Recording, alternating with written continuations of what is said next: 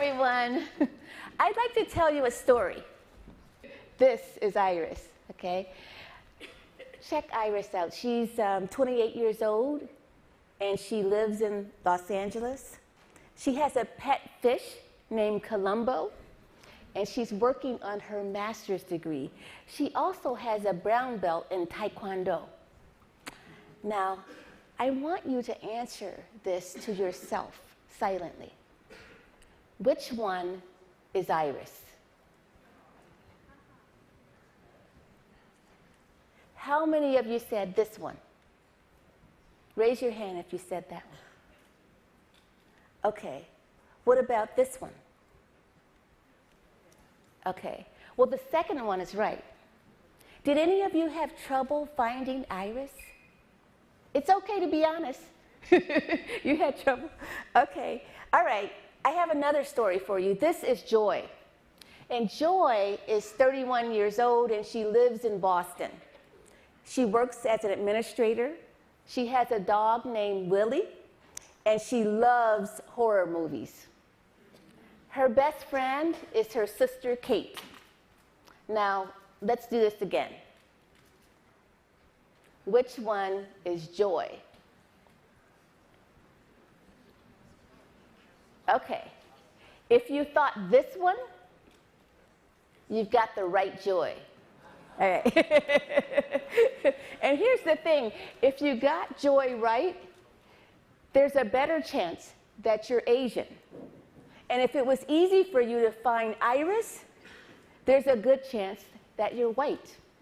So what we just demonstrated here is a phenomenon that exists across countries, across cultures, across ethnic groups, and it's called the other race effect.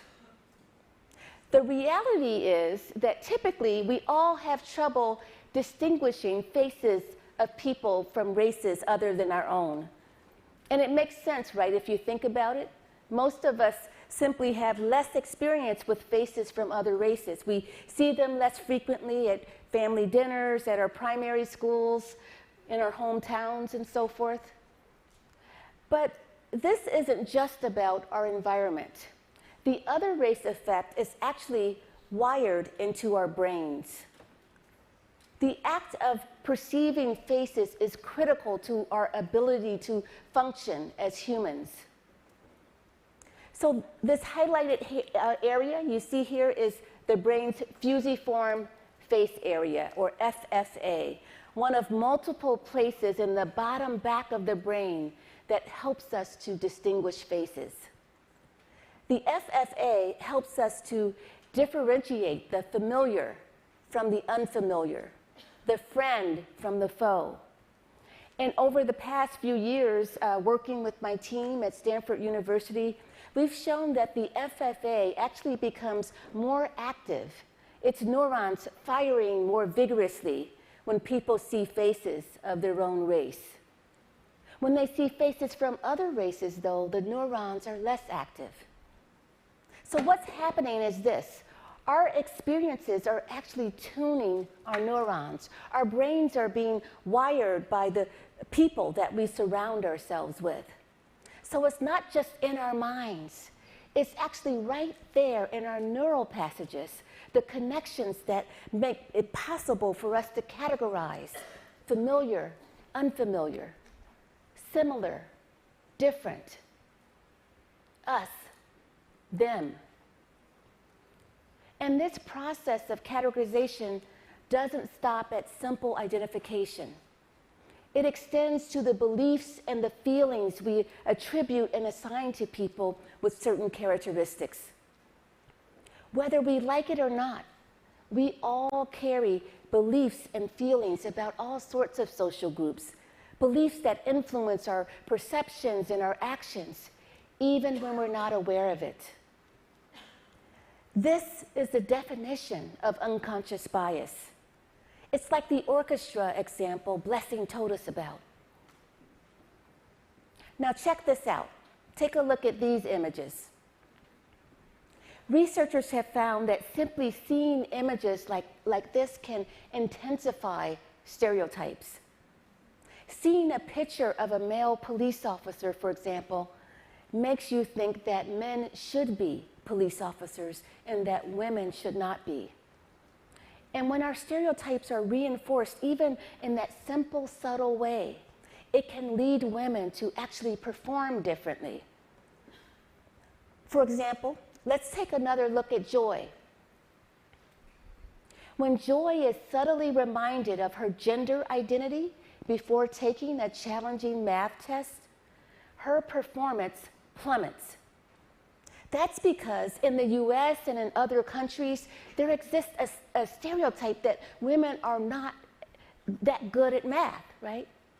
Yet when Joy is prompted to think about herself as Asian, her performance rises on that very same math test, right? Same woman, same test, different outcome. That's how deeply ingrained these biases can be. And the thing is this, simply having knowledge of societal beliefs about our group can influence how we perform. We don't have to personally endorse those beliefs. We don't even have to live in a society where those beliefs first emerged. That's how powerful these unconscious biases are. When you think of a lawyer or president, do you think of a male or a female? What about someone cooking dinner over a hot stove? In your mind's eye, when you see a banker, what color is their skin? What about someone in jail? People often say, seeing is believing. But in many cases, believing is seeing. As we go through life, these kinds of connections get wired into our brains day after day, year after year, despite our intentions and without our permission. It's part of being human. It's how we sort and categorize the overload of stimuli that constantly bombard us at any given moment. It brings coherence to a chaotic world. So whether you like it or not, if you have a brain, you have bias. Bias isn't always bad or wrong. It actually helps us to decide to approach the house pet, but leave the wild animal alone.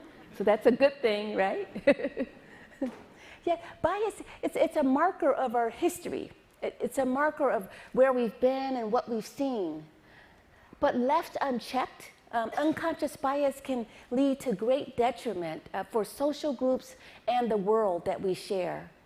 It can shackle us in place. And that's what you'll hear about next.